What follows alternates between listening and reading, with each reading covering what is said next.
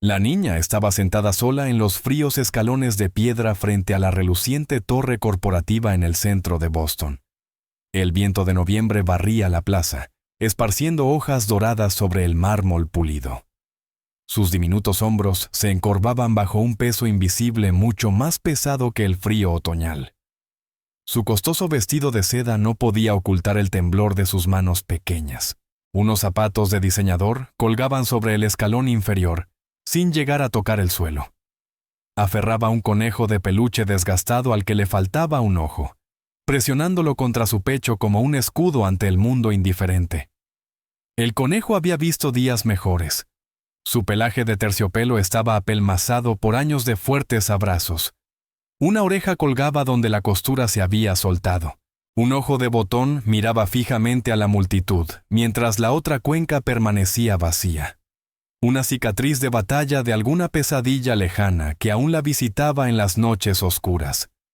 Los guardias de seguridad pasaban de largo sin mirar. Los zapatos lustrados resonaban contra la piedra en un ritmo perfecto, sin alterar el paso. Les pagaban para detectar amenazas. Una niña triste pasaba desapercibida. Los ejecutivos pasaban apresurados. Su atención fija en las pantallas de los teléfonos inteligentes. Tratos millonarios consumían sus pensamientos.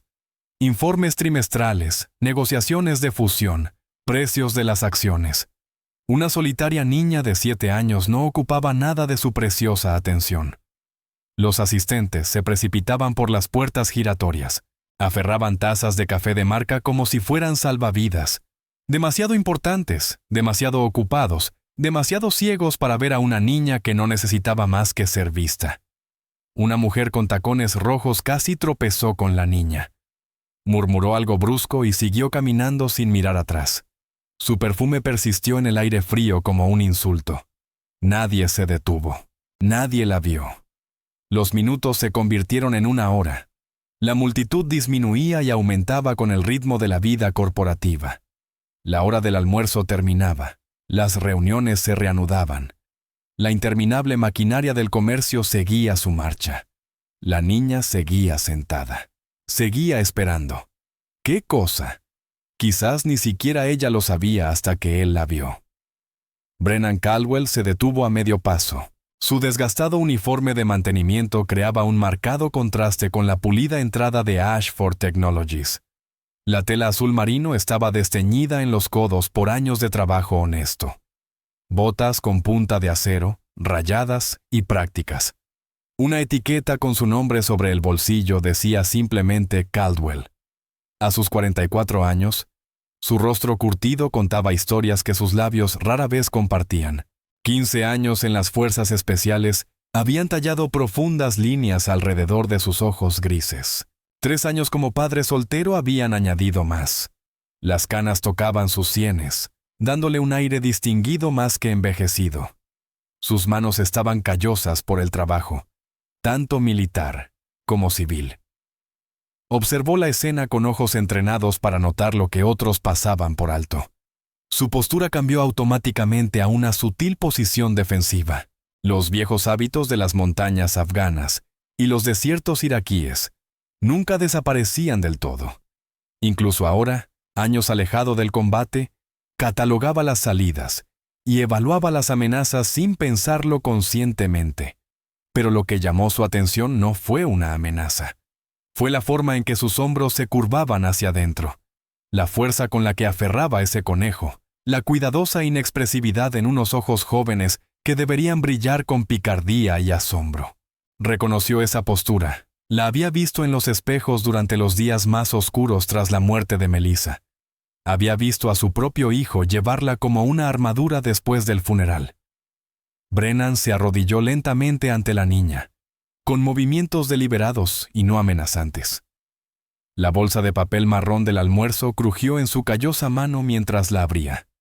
La niña levantó la vista, sobresaltada. Unos ojos verdes enrojecidos se encontraron con su mirada firme. ¿No habló? Solo observó con el cansancio de quien ha aprendido demasiado pronto que el mundo puede ser cruel e indiferente. 7 años, tal vez la misma edad que Cormac. Brennan asintió como si hubieran mantenido toda una conversación. Como si su silencio lo dijera todo. Él entendió perfectamente. ¿Un día duro? Sin respuesta. Solo esos ojos antiguos en el rostro de una niña. Sí, yo también tengo de esos. Sacó un sándwich envuelto en papel encerado. Pavo y queso suizo en pan integral. Nada elegante, pero su hijo Cormac siempre decía que era el mejor sándwich en 3 condados. Brennan había preparado el mismo almuerzo cada mañana durante 3 años. El mismo pan, el mismo queso, el mismo amor doblado cuidadosamente en el papel encerado.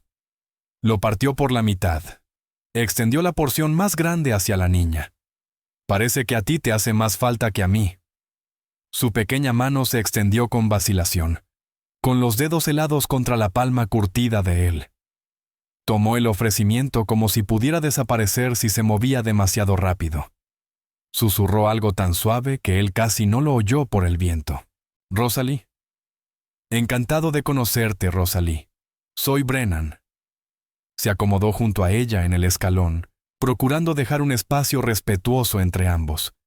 El mármol estaba frío a través de sus pantalones de trabajo, pero él se había sentado en lugares peores por razones peores. «¿Te importa si te acompaño a almorzar?» Ella asintió, un movimiento imperceptible. Permiso concedido. Se sentaron en un cómodo silencio por un momento. Brennan le dio un bocado a su mitad. Rosalie estudió la suya como si fuera a desvanecerse si parpadeaba. «Tu conejo tiene cara de valiente». Rosalie miró el peluche en su regazo. Algo parpadeó en sus ojos. La vida regresando a un estanque congelado. «Se llama Capitán Whiskers». Perdió su ojo siendo valiente en una batalla. Suena como un verdadero soldado.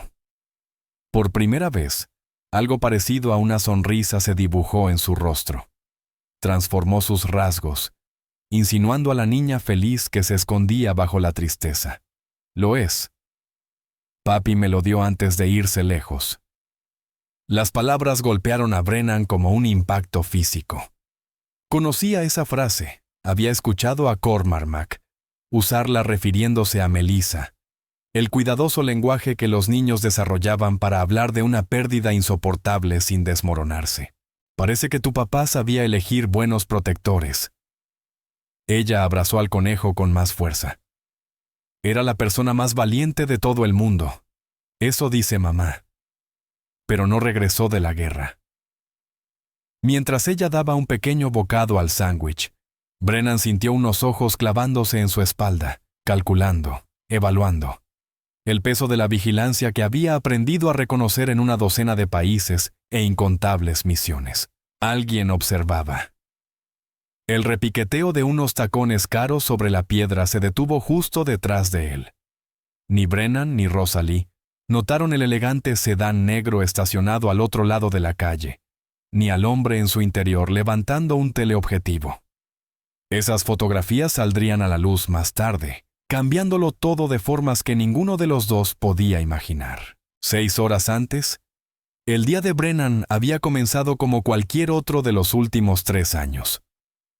4:30 de la mañana, un suave pitido de la alarma de su reloj. La silenció antes del segundo sonido, en terrenos donde el sonido significaba muerte. Ese hábito le había salvado la vida más de una vez. Ahora simplemente permitía que su hijo durmiera plácidamente. Su pequeño apartamento ocupaba el 3er piso de una casa de piedra rojiza reformada en el sur de Boston. 2 dormitorios, un baño, una cocina que hacía las veces de comedor y despacho, muebles desgastados comprados de segunda mano, paredes que necesitaban pintura, tuberías que gemían en invierno. Todo lo que poseían cabía entre estas modestas paredes. Todo lo que importaba dormía en la habitación al final del pasillo. Brennan se dirigió en silencio a la puerta de su hijo, la empujó centímetro a centímetro, y escuchó con la atención de un hombre que había controlado respiraciones en circunstancias mucho más peligrosas. El pecho de Cormac subía y bajaba rítmicamente. Esta noche no había sibilancias, ni estertores en esos pequeños pulmones que habían provocado tantas visitas a urgencias. Tantas noches de insomnio.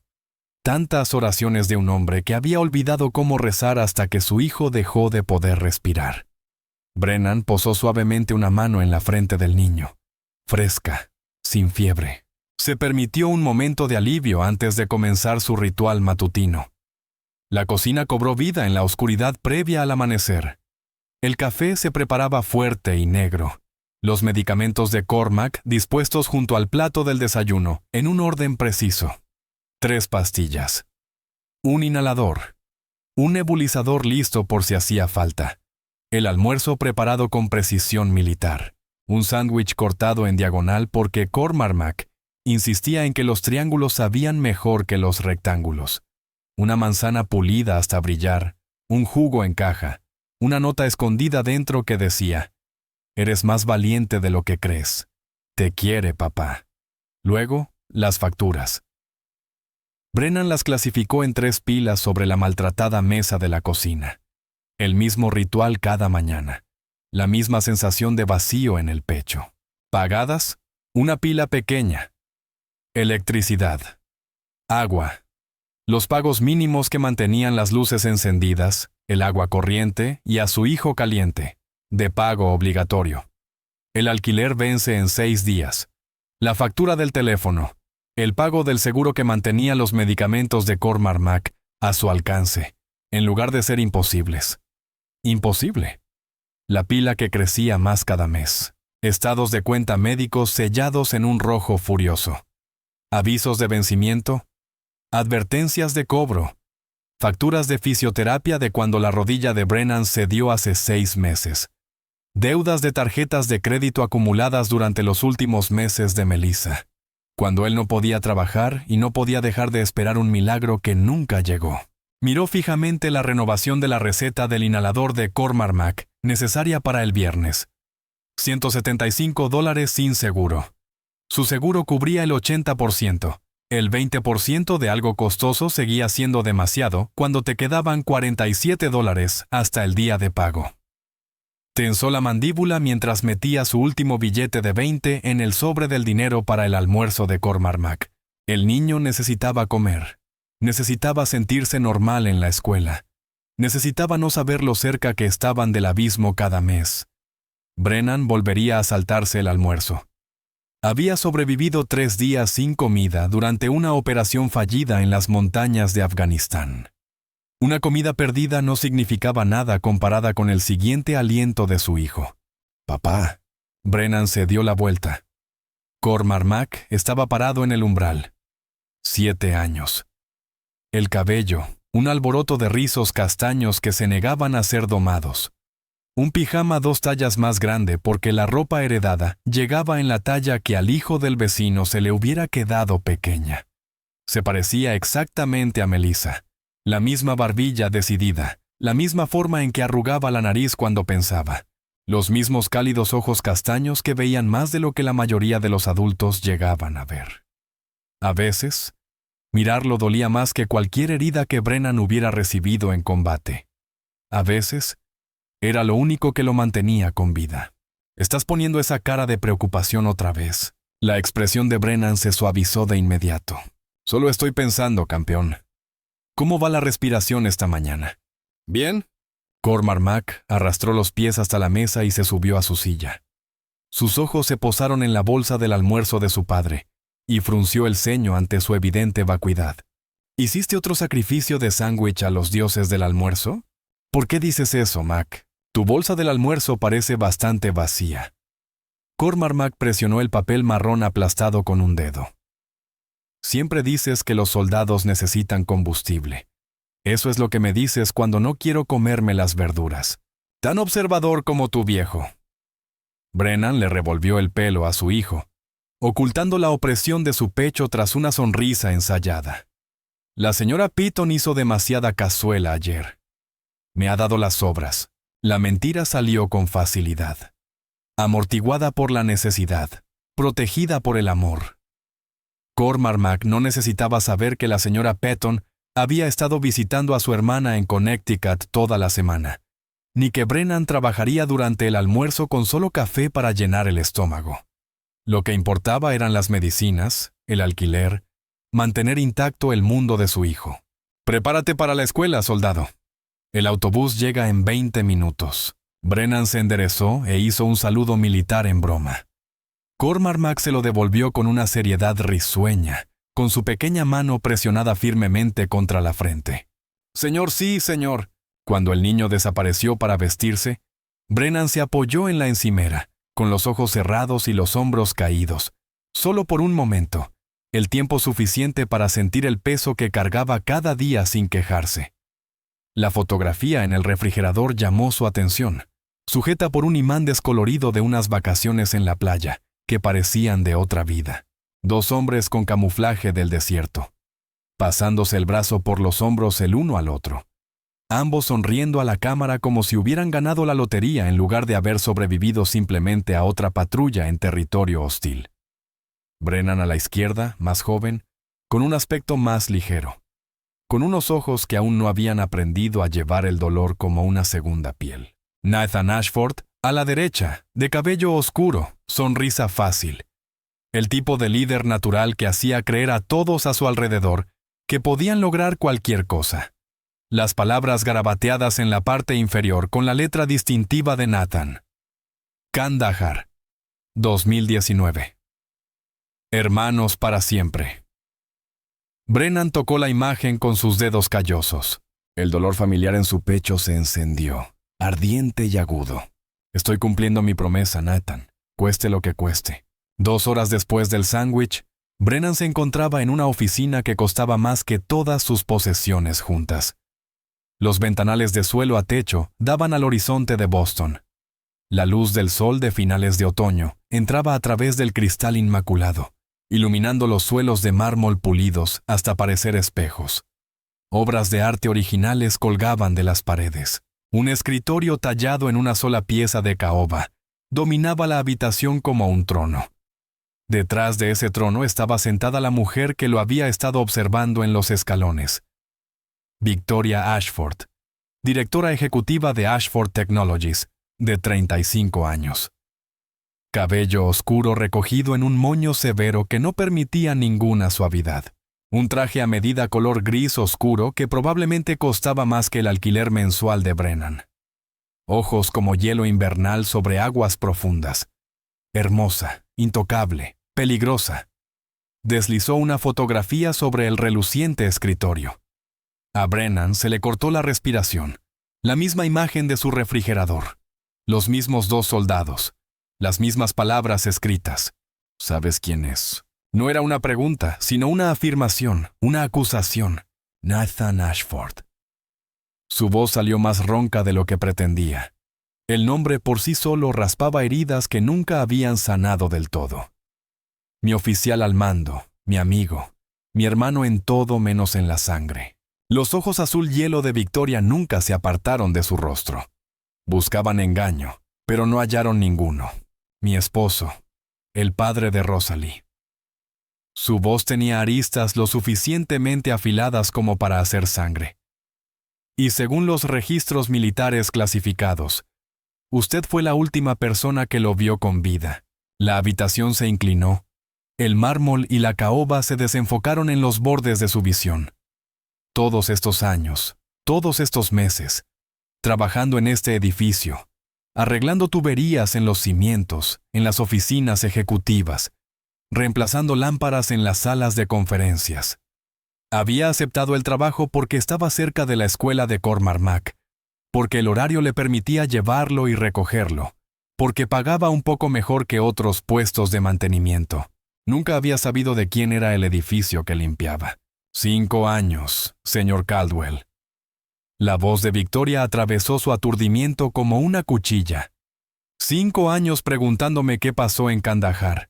¿Por qué mi marido no volvió a casa? ¿Por qué usted sobrevivió y él no? ¿Por qué acabó trabajando en mi edificio? No lo sabía.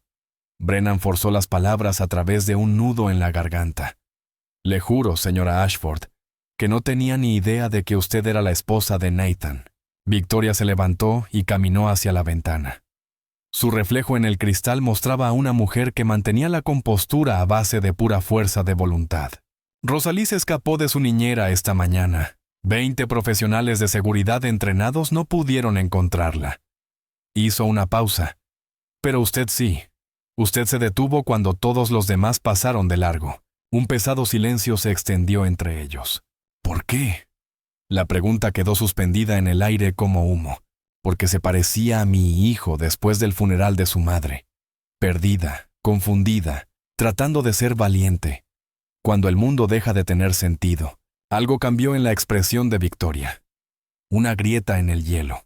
Su esposa, hace 3 años, accidente de coche. Un conductor ebrio se saltó un semáforo en rojo. Murió antes de que llegara la ambulancia, antes de que pudiera despedirme. Victoria permaneció callada durante un largo momento. Cuando volvió a hablar, su voz había perdido parte de su filo cortante. ¿Sabe cómo me llaman? Los miembros de la junta que creen que no puedo oírlos. Los ejecutivos que me sonríen a la cara y conspiran a mis espaldas. Brennan esperó. La viuda de hielo. La directora ejecutiva sin corazón. Victoria casi se rió, pero el sonido carecía de humor. Llevo 5 años levantando muros para protegernos a Rosalí y a mí. Y aún así, mi hija huye. Aún así, busca a alguien que realmente la vea. Entiendo esa búsqueda mejor de lo que cree. Victoria regresó a su escritorio y sacó una carpeta de un cajón cerrado con llave. Tengo una propuesta. El triple de su salario actual. Seguro médico integral para usted y su hijo. Cobertura retroactiva para cualquier gasto médico pendiente. Brennan no tocó la carpeta. ¿Qué le debería a cambio? Alguien dentro de esta empresa está intentando robar tecnología. Tecnología que mi marido desarrolló. Tecnología que pasó años perfeccionando. Que murió protegiendo. Su voz se endureció como el acero. Necesito a alguien en quien pueda confiar. Alguien que pueda moverse por este edificio sin levantar sospechas. Alguien con sus habilidades particulares. ¿Quiere que encuentre a un ladrón? Quiero que encuentre a un traidor. Victoria le sostuvo la mirada. Y creo que ese traidor tuvo algo que ver con la muerte de Nathan. Las palabras impactaron como metralla. Brennan finalmente tomó la carpeta. La cifra del salario se desdibujó ante sus ojos. Suficiente para cubrir las facturas médicas de Cormac. Suficiente para mudarse a un barrio más seguro. Suficiente para darle a su hijo la vida con la que Melissa siempre había soñado. Pero esa no era la razón por la que diría que sí. ¿Lo haré? Ni siquiera ha escuchado los detalles. Le hice una promesa a Nathan antes de Kandahar. Proteger a su familia si él no volvía a casa. Nathan le diría que nunca falto a mi palabra. Por un momento, la máscara cayó por completo. Brennan vio a la viuda exhausta y afligida bajo la fachada de directora ejecutiva. La madre que se preocupaba por su hija. La mujer que todavía buscaba el lado de la cama de su esposo. Luego, los muros se reconstruyeron. Preséntese en mi oficina mañana a las 7. Tenemos trabajo que hacer. 2 semanas transformaron el mundo de Brennan. Cambió su uniforme de mantenimiento por trajes que todavía parecían disfraces. Lana italiana en lugar de mezcla de algodón. Zapatos de cuero en lugar de botas con punta de acero. Pero sus ojos seguían siendo los mismos. Observando, catalogando, recordando. Aprendió los ritmos de Ashford Technologies. ¿Quién llegaba temprano? ¿Quién se quedaba hasta tarde? ¿Quién susurraba en los rincones cuando creían que nadie escuchaba? Y aprendió sobre Marcus Thornton. El director de operaciones tenía 55 años. Sienes plateadas perfectamente peinadas. Un MBA de Harvard enmarcado en su pared. 3 décadas de experiencia corporativa en su currículum. Su sonrisa nunca llegaba a sus ojos. Sus apretones de manos duraban un momento más de lo debido. Se movía por el edificio como si ya fuera el dueño. Brennan reconoció el tipo. Los había visto en zonas de guerra. Hombres que sonreían mientras planeaban la destrucción. Hombres que vestían trajes caros en lugar de equipo de combate, pero que llevaban el mismo cálculo frío. El baño de ejecutivos se convirtió en el punto de vigilancia de Brennan. Increíble lo que la gente discutía cuando pensaban que solo el plomero estaba escuchando. Victoria se está volviendo paranoica. La voz de Thornton resonó en los azulejos de mármol. Contratar a un trabajador de mantenimiento como consultor de cultura corporativa. Ridículo, respondió su acompañante en voz baja, una voz que Brennan catalogó para identificar más tarde. Tiene antecedentes militares. Sirvió con Nathan Ashford. Una larga pausa, cargada de implicaciones. Interesante. Investígalo a fondo. Si sabe algo sobre Kandahar, debemos tener cuidado. Si empieza a hacer las preguntas equivocadas, lo manejaremos de la misma manera que manejamos los problemas anteriores. Pasos que se desvanecían. Brennan mantuvo su respiración constante. Sus manos continuaron su trabajo, pero su mente corría a toda velocidad. Thornton no había preguntado qué era Kandahar. No había expresado confusión ante la mención de una misión clasificada. Él ya lo sabía, y ese conocimiento lo cambiaba todo. Rosalie apareció en la oficina de Victoria 3 días después. El sol de la tarde proyectaba largas sombras a través de las ventanas. Victoria estaba sentada en su escritorio revisando documentos. Brennan estaba de pie cerca de la puerta discutiendo protocolos de seguridad. Una pequeña voz interrumpió su conversación. «Señor Sandwich». Victoria levantó la cabeza de golpe. Brennan se dio la vuelta. Rosalie estaba parada en la puerta. El capitán Whiskers metido bajo su brazo, el uniforme escolar arrugado, los ojos verdes brillantes por primera vez desde que Brennan la había conocido. Ella corrió hacia él sin dudarlo. «¿Cómo pasaste el control de seguridad?» «Les dije que tenía asuntos importantes». Sonrió. «Y conozco las escaleras traseras». Victoria casi sonrió. La expresión transformó su rostro por completo. La hizo parecer más joven, más suave, humana. Rosalie tiró de la manga de Brennan. «Te hice algo». Presentó una hoja de cartulina, un dibujo con crayones, 3 figuras tomadas de la mano. Un hombre alto de cabello castaño, una mujer de cabello oscuro recogido hacia atrás, una niña pequeña en el medio. «Esta es mi familia, ¿ves? Mami, yo y papi. Pero papi solo vive en el cielo ahora. Por eso dibujé nubes a su alrededor». La mano de Victoria se presionó contra su corazón. Rosalie se volvió hacia Brennan con una franqueza sorprendente. «¿Tienes familia?» «Tengo un hijo. Se llama Cormac Mac. Tiene más o menos tu edad». Sus ojos se agrandaron. «¿Le gustan los dinosaurios?» «Los dibuja con ojos láser». «Eso es increíble». Ella rebotó sobre sus talones. «Puedo conocerlo. Puedo ver los dinosaurios láser». Rosalie. La voz de Victoria conllevaba una suave advertencia. «Pero mami, tiene un hijo que dibuja dinosaurios con ojos láser». Brennan se arrodilló a su nivel. «Quizás algún día. Pero primero, cuéntame más sobre el capitán Whiskers. ¿Cómo perdió su ojo?» Su expresión cambió. Algo antiguo parpadeó en esos ojos jóvenes. «Papi me lo dio antes de irse lejos», dijo. «El capitán Whiskers me protegería cuando él no pudiera». Y entonces, el capitán Whiskers salió herido protegiéndome de una pesadilla. Así fue como perdió su ojo. Suena como un verdadero héroe. Lo es. Ella estudió a Brennan durante un largo momento. «El capitán Whiskers dice que tienes ojos tristes como mami porque tú también perdiste a alguien. Pero el capitán Whiskers también dice que las personas con los mismos ojos tristes pueden ayudarse mutuamente a sentirse menos tristes. ¿Es eso cierto?» La habitación quedó completamente en silencio. Una niña de 7 años acababa de articular lo que 2 adultos rotos habían estado evitando durante semanas. Los ojos de Victoria se encontraron con los de Brennan al otro lado de la habitación. Algo pasó entre ellos. Reconocimiento, comprensión, permiso para sentir algo más que dolor.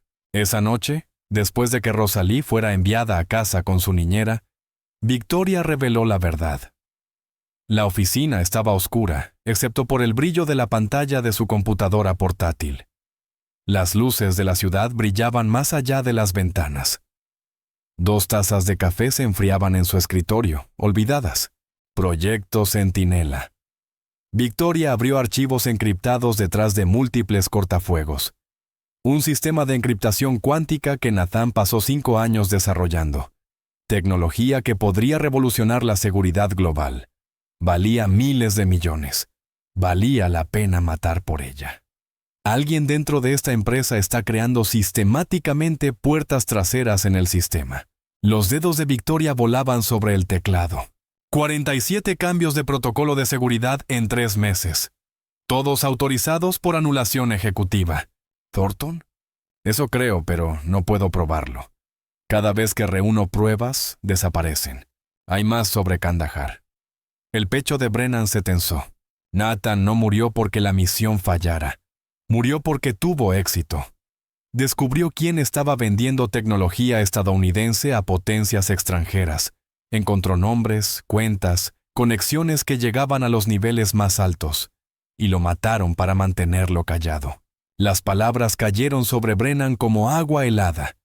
Todos estos años de culpa, las pesadillas que lo despertaban jadeando. La voz de Nathan en la radio. Tranquila incluso cuando todo salía mal. «Saca a los heridos, Brennan. Es una orden. No te voy a dejar. Es una orden. Vete. Estaré justo detrás de ti». Él no estaba justo detrás. Estaba ganando tiempo, sacrificándose. Seguiste las órdenes de Nathan esa noche. Victoria se acercó más.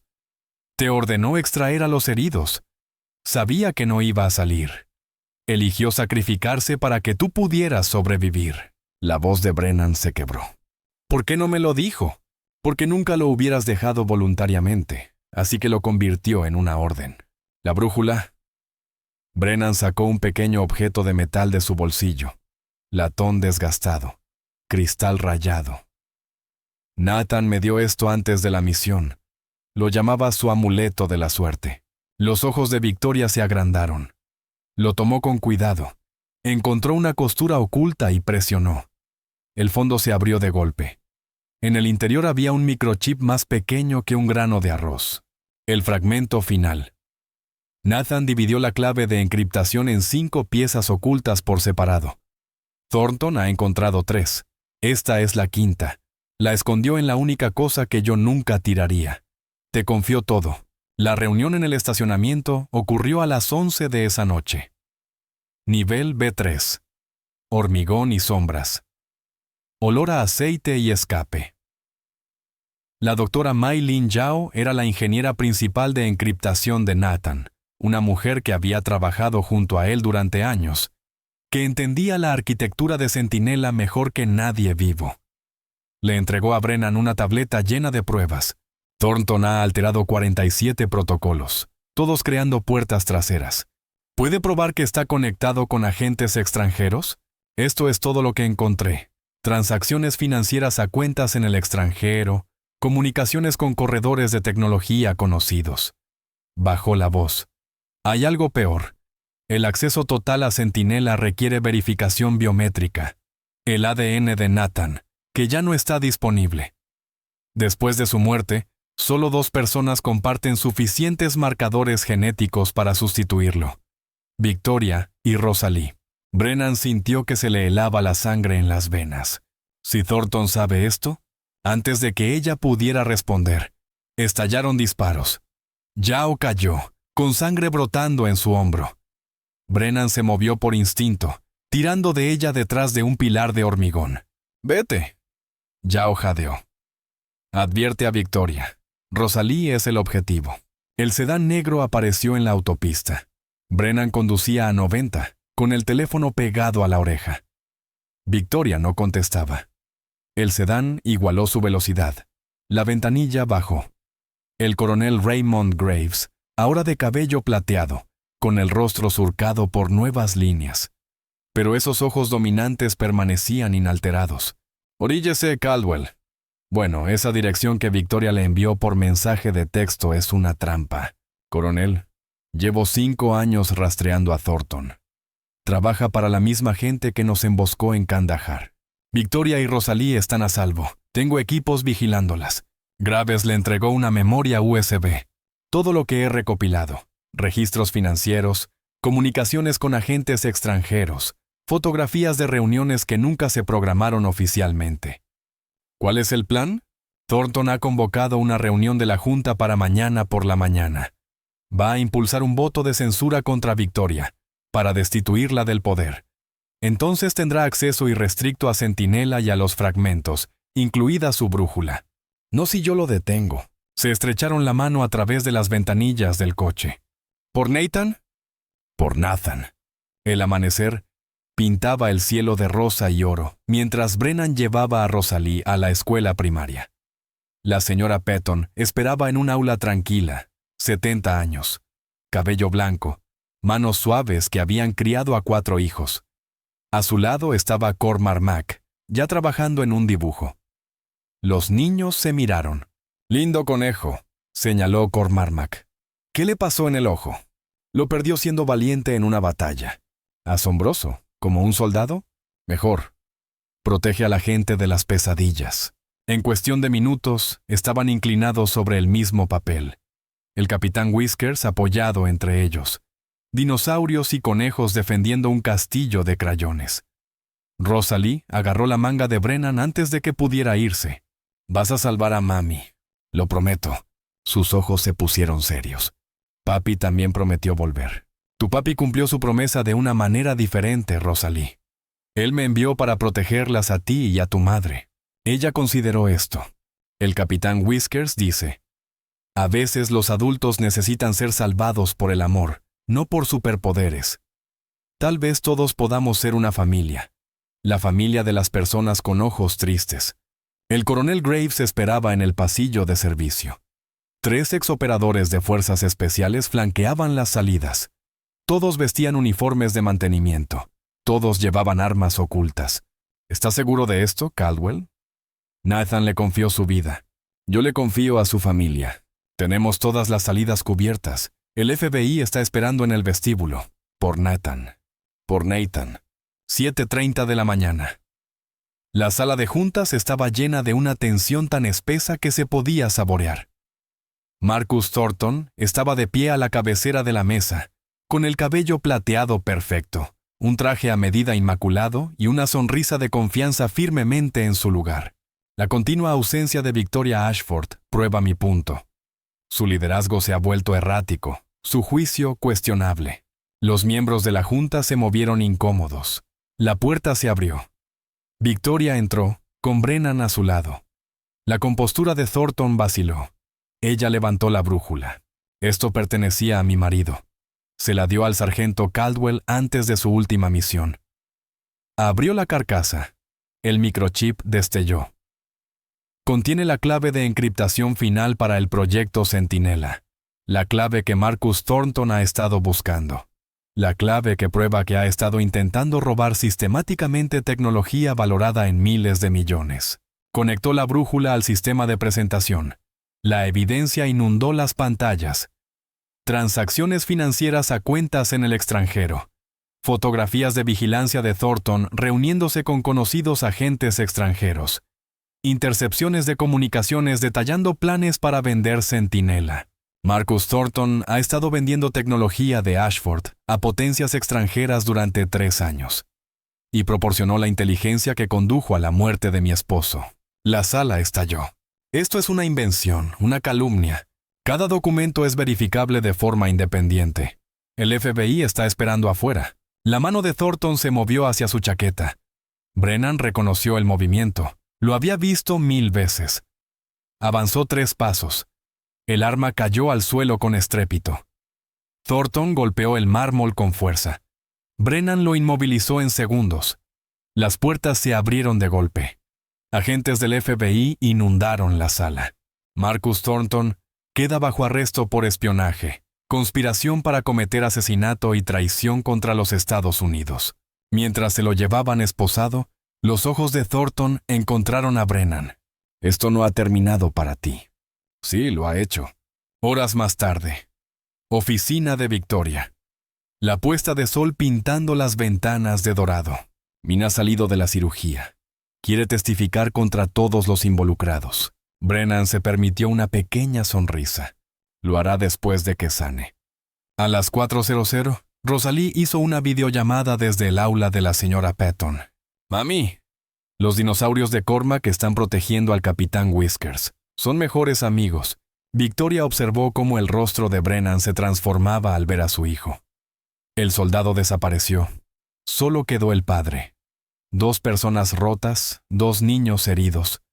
4 corazones aprendiendo a latir juntos. El sol se estaba poniendo cuando finalmente se encontraron solos. Te debo una disculpa. Victoria se apartó de la ventana. Cuando supe que sobreviviste mientras Nathan no, ¿pensaste que lo había abandonado? Ella asintió. Yo también me culpo, desde hace años. No deberías. Nathan eligió sacrificarse. Quería que vivieras. Victoria se acercó más. No te amo porque salvaste mi empresa. No te amo por Nathan, ni por culpa ni por obligación. Te amo porque le diste la mitad de tu único sándwich a una niña que nunca habías conocido. Brennan miró a esta mujer feroz, hermosa y rota. Te amo, Victoria, porque eres la primera persona que me hizo desear un futuro de nuevo. Su beso fue suave. 2 personas aprendiendo a tener esperanza. Un año después, 4 personas estaban sentadas en los escalones de piedra de Ashford Technologies. Brennan, Victoria, Rosalie, Cormac. 4 sándwiches entre ellos. Pavo y queso suizo. Papá, ¿por qué almorzamos aquí? Porque aquí es donde conocí a tu mamá. Rosalie se rió. Me diste la mitad de tu sándwich. Pensé que eras un superhéroe secreto. Papá es un superhéroe. Cormac asintió con seriedad. Atrapa a los malos. El capitán Whiskers estaba sentado entre ellos, con su ojo faltante reemplazado por un botón azul. La contribución de Cormac. Un sedán negro se detuvo. El coronel Graves salió. Tío Ray. Rosalie corrió a abrazarlo. Sacó una pequeña medalla para el capitán Whiskers. Por valentía. ¿Puede mi dinosaurio tener una también? Presentaré el papeleo. Antes de irse, Graves puso una fotografía en la mano de Brennan. 3 soldados. Nathan, Brennan, Graves. En el reverso, hermanos para siempre. Vale la pena recordar algunas promesas. Victoria se apoyó en el hombro de Brennan. A Nathan le habría encantado esto. Él lo sabe, siempre lo supo. Rosalie regresó corriendo. Mami, papi Brennan, Cormac quiere una hermana y yo quiero un hermano. ¿Pueden darnos un bebé? Victoria y Brennan se miraron y se rieron. Lo pensaremos. Tienen que prometerlo. Brennan atrajo a todos hacia sí. Lo prometo. Se quedaron sentados mientras la luz de la tarde se suavizaba. 4 personas, 4 sándwiches, una familia construida con piezas rotas. Algunas deudas nunca podrían pagarse por completo, pero tal vez solo necesitaban transformarse en una familia, en amor, en un nuevo comienzo.